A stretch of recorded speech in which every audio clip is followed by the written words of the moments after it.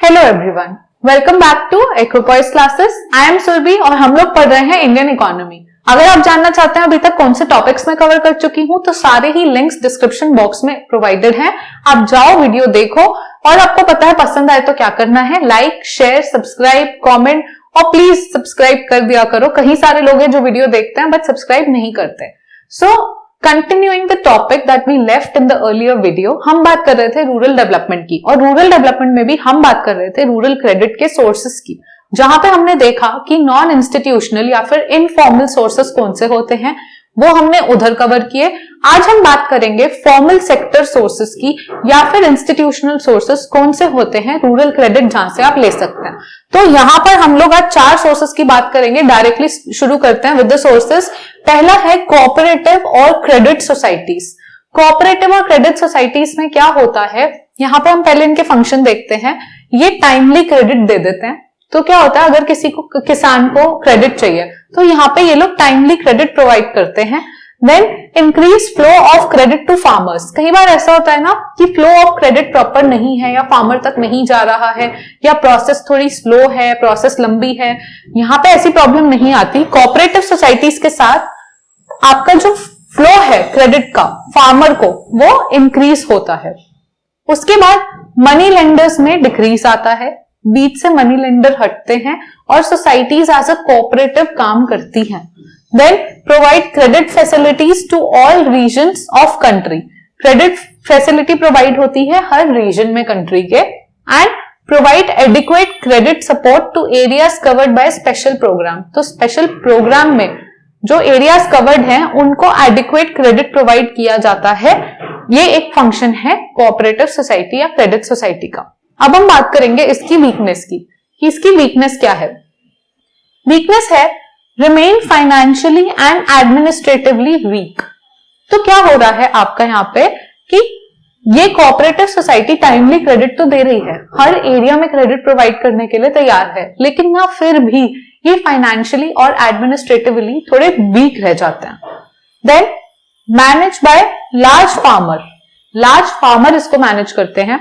तो क्या होता है, small and medium farmers are deprived of the benefits. क्यों? क्योंकि कोऑपरेटिव सोसाइटी मेजरली कौन मैनेज कर रहा है, लार्ज फार्मर मैनेज कर रहे हैं। उसके बाद रीजनल इम्बैलेंस। रीजनल इम्बैलेंस क्या है कि basically 70% of the total loan accounted for are only taken by 8 states और ओनली गोज टू 8 स्टेट। अब क्या हो रहा है, पहले तो ऊपर ये बात कर रहे हैं अपने फंक्शंस में कि ये एडिक्वेट क्रेडिट सपोर्ट देंगे हर एरिया में या पूरे कंट्री में, लेकिन ऐसा नहीं हो पा रहा और वीकनेस ये हो जाती है कि 70% जो टोटल लोन जाता है वो सिर्फ 8 स्टेट्स में जाता है। तो बाकी के स्टेट्स का क्या? तो सिर्फ 8 स्टेट में रह जाएगा, यानी रूरल क्रेडिट यूनिवर्सली आप नहीं फैला रहे हैं और सबकी मदद आप नहीं कर रहे हैं। और क्या वीकनेस होती है, depend more on external sources of finances. External sources of finances पे डिपेंडेंस ज्यादा हो जाती है फाइनेंस करने के लिए, क्योंकि खुद क्या है, फाइनेंशियली वीक है। देन आता है आपका recovery of loan and advances. Recovery of loan and advances एक प्रॉपर यहाँ पर एक वीकनेस है। क्यों? क्योंकि जो आप लोन या एडवांसेस दे रहे हैं उनमें से बहुत कम आप रिकवर कर पाते हैं। मोस्टली क्या होता है, लोग लेते हैं और वापस नहीं देते और आपका कोई ऐसा मैकेनिज्म नहीं है जहां पे आप पता करके या मॉनिटर करके अपना पूरा का पूरा लोन ले पाए। तो ये एक प्रॉब्लम होती है कोऑपरेटिव सोसाइटी में। Then lack of managerial efficiency. Managerial efficiency बहुत अच्छी नहीं है। क्यों? क्योंकि वो ऊपर ही कह रहे हैं कि एडमिनिस्ट्रेटिवली वीक है। देन आता है problem of gainful utilisation of their funds, यानी अपने फंड्स का गेनफुल यूटिलाइजेशन नहीं हो पा रहा, क्योंकि जो सरप्लस फंड आते हैं वो उनको शॉर्ट टर्म के लिए कमर्शियल बैंक में रखने पड़ते हैं। अगर आप कमर्शियल बैंक में रख देंगे अपना सरप्लस फंड, कोऑपरेटिव सोसाइटी का सरप्लस फंड अगर वो कमर्शियल बैंक में रख देगी तो उस फंड को वो इंप्रूवमेंट के लिए कैसे यूटिलाइज करेंगी। तो ये एक तरह की वीकनेस है यहाँ पे कोऑपरेटिव सोसाइटीज की। फिर हम बात करेंगे कमर्शियल बैंक। कमर्शियल बैंक भी एक सोर्स है रूरल क्रेडिट का। यहाँ पे क्या होता है, आप डायरेक्ट एडवांसेस ले सकते हैं, आप इनडायरेक्ट एडवांसेस ले सकते हैं। तो इनडायरेक्ट और डायरेक्ट में क्या फर्क आ रहा है यहाँ पे, जैसे डायरेक्ट एडवांसेस में आप शॉर्ट टर्म ले सकते हैं, मीडियम टर्म ले सकते हैं। शॉर्ट टर्म में क्या होता है, क्रॉप लोन ले लिया आपने या आपने प्रोडक्शन लोन ले लिया, वो क्यों होता है 1 से 2 मंथ्स के लिए। शॉर्ट टर्म की बात हो रही है ना, 1 से 2 मंथ्स के लिए आपने क्रॉप लोन या प्रोडक्शन लोन ले लिया। डायरेक्टली ले लिया, डायरेक्ट एडवांस ले लिया, किससे? कमर्शियल बैंक से। उसके बाद होता है आपका medium and long term. Medium and long term में क्या होगा? मीडियम एंड लॉन्ग टर्म में आपका कैपिटल इंटेंसिव प्रोग्राम्स होते हैं, रीपेमेंट पीरियड होता है आपका 15 ईयर्स। मीडियम पीरियड में रीपेमेंट आप कर सकते हैं 15 ईयर्स में, और मीडियम टर्म के लिए आप डायरेक्ट लोन क्यों लेंगे? कैपिटल इंटेंसिव प्रोग्राम्स के लिए, यानी क्रॉप प्रोडक्शन और नॉर्मल प्रोडक्शन के लिए तो आप शॉर्ट टर्म ले लेंगे, कैपिटल इंटेंसिव प्रोग्राम के लिए आप मीडियम या लॉन्ग टर्म लेंगे। उसके बाद आते हैं इनडायरेक्ट एडवांसेस। इनडायरेक्ट एडवांसेस में क्या होता है? Credit granted to dealer of fertiliser to meet working capital requirement, या फिर आ जाता है advances made to cooperative milk societies. Cooperative milk societies हमने देखा है गुजरात में है, वहां पर आप क्रेडिट दे दो ताकि बाकी फार्मर्स की अपने आप हेल्प हो। तो क्योंकि ये डायरेक्टली फार्मर को नहीं जा रहा है, या तो ये डीलर ऑफ फर्टिलाइजर को जा रहा है या ये कोऑपरेटिव मिल्क सोसाइटी को जा रहा है, इस वजह से इसको इनडायरेक्ट एडवांस कहते हैं। ये होता है कमर्शियल बैंक से आपने लिया इनडायरेक्ट एडवांस। वीकनेस क्या हुई? अब यहां पर वीकनेस हुई cost of conducting agricultural advance very high and there are huge losses in opening and operating rural branches.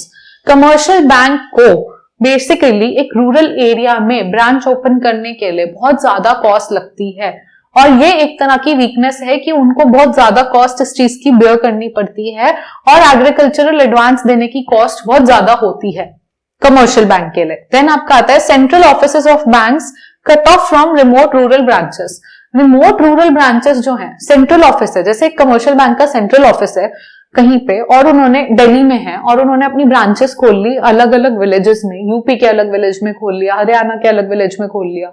अब क्या है यहाँ पर ना, जो सेंट्रल ऑफिस से ब्रांचेस है ना वो कट ऑफ है कहीं ना कहीं, बहुत अच्छा कनेक्शन नहीं है, और बैंक जो है ये यहाँ पे यही कह रहा है central offices of bank cut off from remote rural branches, यानी जो बहुत ज्यादा रूरल ब्रांचेस हैं उनसे कट ऑफ है। तो अगर आपको कोई प्रॉब्लम होती है अपनी ब्रांच में, आप सेंट्रल ऑफिस कॉल करेंगे लेकिन वो कनेक्शन उतना नहीं है और एक कट ऑफ है ब्रांच में और जो सेंट्रल ऑफिस है उसमें। देन आपका आता है more backward village not adopted. More backward, जो बहुत ही बैकवर्ड विलेज है, वहां पे आपने ब्रांच ही नहीं ओपन की, वहां आप ध्यान ही नहीं दे रहे, वहां आपने कमर्शियल बैंक लगाया ही नहीं। देन आता है lending to rural poor affects managers performance. क्या होता है, आप किसी भी रूरल पुअर को, अगर आप किसी बहुत गरीब को देने गए हैं, कमर्शियल बैंक उनको एडवांस दे रहा है या कमर्शियल बैंक उनको क्रेडिट प्रोवाइड कर रहा है, तो ये ना बहुत रिस्की होता है। क्यों? क्योंकि एक मैनेजर को ना बहुत सारी चीजें देखनी पड़ती हैं।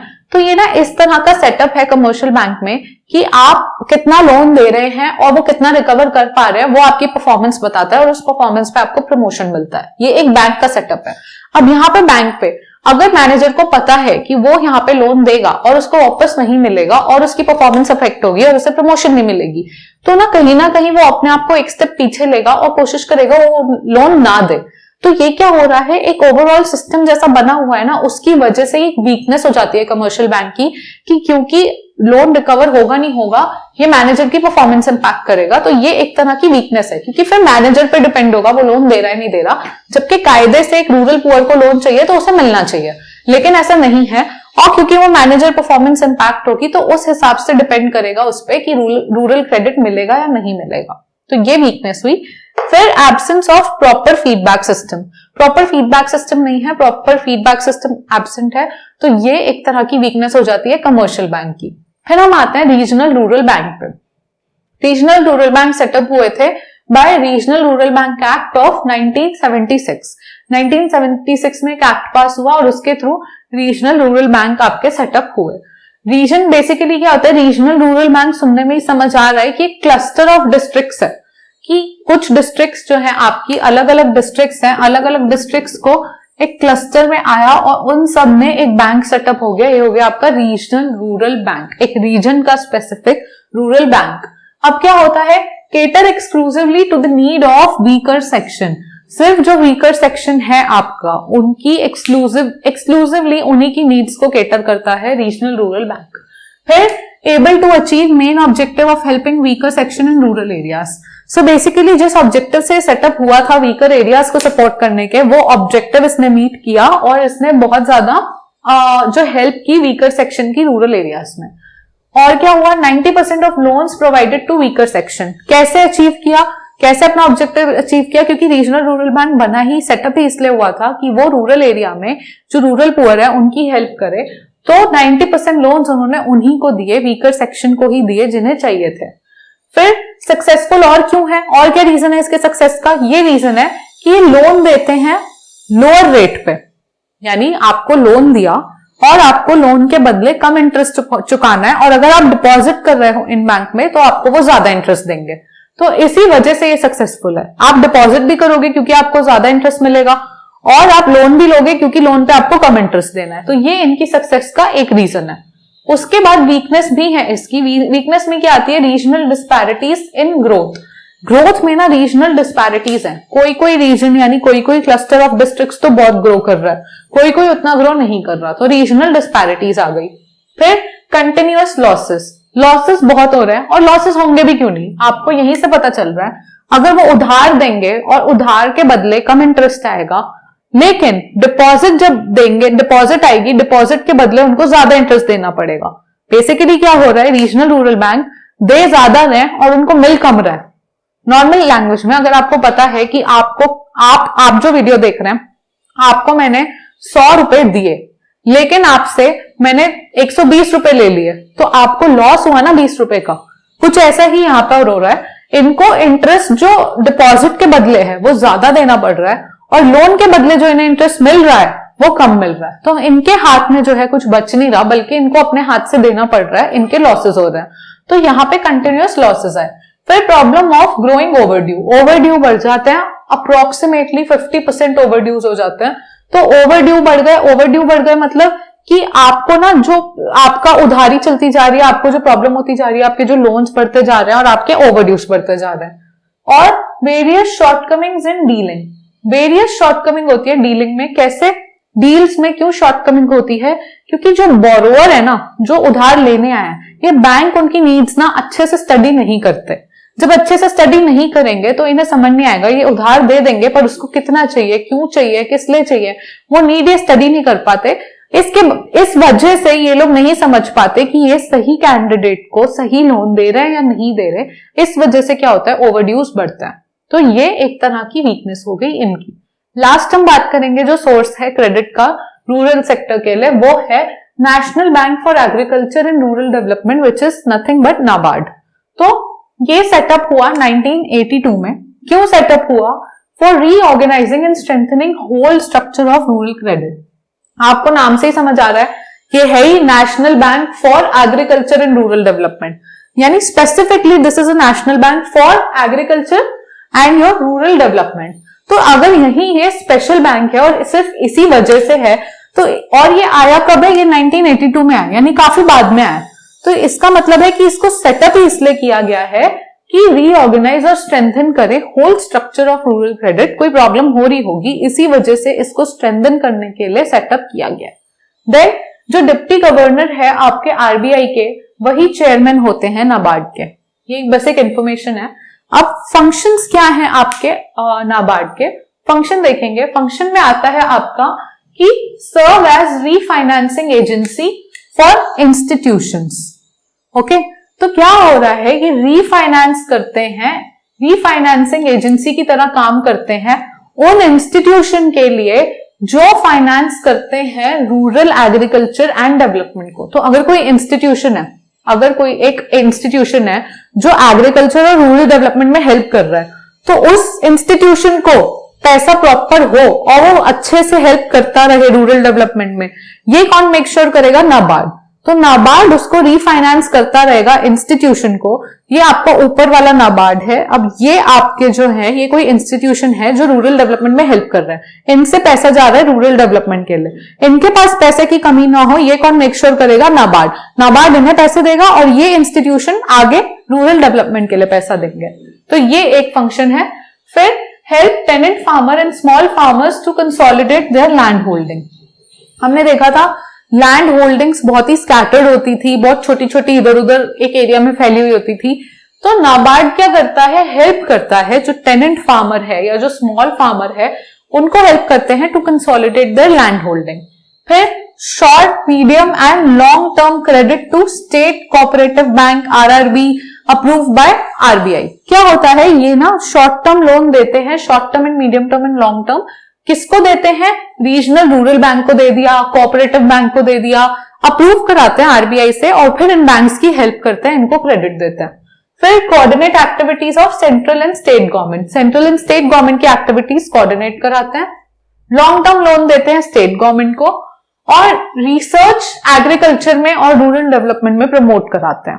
तो नाबार्ड सिर्फ क्रेडिट देने तक ही हेल्प नहीं करते, ये basically regional rural bank, cooperative bank और जो बैंक्स, क्या हो रहा है यहाँ पे, नाबार्ड क्या है, नाबार्ड को आप एक एपेक्स इंस्टीट्यूशन लो। तो जैसे हमने फंक्शन समझ लिए हैं, तो अगर आप और यहाँ पे समझेंगे तो आप यहाँ पर इंस्टीट्यूशन समझना चाहेंगे तो यहाँ पे ये तो आरबीआई हो गया, आरबीआई तो एपेक्स बैंक है, ठीक है। अब हम एग्रीकल्चर सेक्टर और रूरल सेक्टर की बात कर रहे हैं। तो क्या हो रहा है, अभी हमने नाबार्ड सेटअप किया, नाबार्ड सेटअप हुआ। अब नाबार्ड क्या कर रहे हैं, नाबार्ड अब यहाँ पे आपका ये जो है regional rural bank, cooperative bank, यहाँ पे ये है। फिर यहाँ पे इंस्टीट्यूशन है अलग से जो रूरल डेवलपमेंट में हेल्प करते हैं। ये लोग क्या कर रहे हैं, ये रूरल डेवलपमेंट में हेल्प कर रहे हैं। तो रूरल डेवलपमेंट में जो इंस्टीट्यूशन हेल्प कर रहे हैं, जो regional rural bank, cooperative bank help कर रहे हैं, नाबार्ड मेक श्योर कर रहे हैं कि उनके फाइनेंसेस रुके ना और उनको पैसा आता रहे। अप्रूव करा लेते हैं आरबीआई से, आरबीआई अप्रूव करता है और फिर ये आगे पैसा देते रहते हैं उनको जो रूरल डेवलपमेंट में हेल्प करे। और यहां तक ही नहीं, ये मेक श्योर करते हैं कि एग्रीकल्चर और रूरल डेवलपमेंट में रिसर्च भी हो, जिससे पता चले कि और डेवलपमेंट कैसे होगी, तो उसका भी प्रमोशन होता है। ऐसे ही सेंटर और स्टेट की एक्टिविटीज कोऑर्डिनेट करते हैं और स्टेट गवर्नमेंट को भी ये लॉन्ग टर्म लोन प्रोवाइड करते हैं। तो ये हो गया आपके नाबार्ड के फंक्शंस। तो हमने देखा, हमने समझा कि इंस्टीट्यूशनल सोर्सेस या फॉर्मल सेक्टर सोर्सेस क्या थे क्रेडिट के, रूरल क्रेडिट के। क्यों? क्योंकि हम बात कर रहे थे कि रूरल क्रेडिट नॉन इंस्टीट्यूशनल और इनफॉर्मल से कैसे लिया जाता है। हमने देख लिया, मनी लेंडर होते हैं या फिर आपके कोई रिलेटिव हो गए, लैंडलॉर्ड हो गए, ये सब हो गए नॉन इंस्टीट्यूशनल हो गए। नॉन इंस्टीट्यूशनल मतलब इनफॉर्मल। फिर हमने आज बात की इंस्टीट्यूशनल यानी फॉर्मल। फॉर्मल अपने आप में मतलब कोई इंस्टीट्यूशन है जो रूरल क्रेडिट दे रहे हैं। हमने 4 इंस्टीट्यूशन की बात की। पहला सोर्स था आपका कोऑपरेटिव या क्रेडिट सोसाइटी, दूसरा था आपका कमर्शियल बैंक, तीसरा था आपका regional rural bank and last आपका ये था national bank for agriculture and rural development which is NABARD. तो इसी के साथ हमारा जो सोर्सेज ऑफ रूरल क्रेडिट है, ये वाला पूरा टॉपिक लास्ट वीडियो में और इस वीडियो में मिलाकर आज खत्म होता है। अगली वीडियो में हम कंटिन्यू करेंगे बाकी सारी चीजें इसी से रिलेटेड। ये वीडियो पसंद आई हो तो आपको पता है क्या करना है, like, share and subscribe. And till the next time, take care, thank you and bye bye.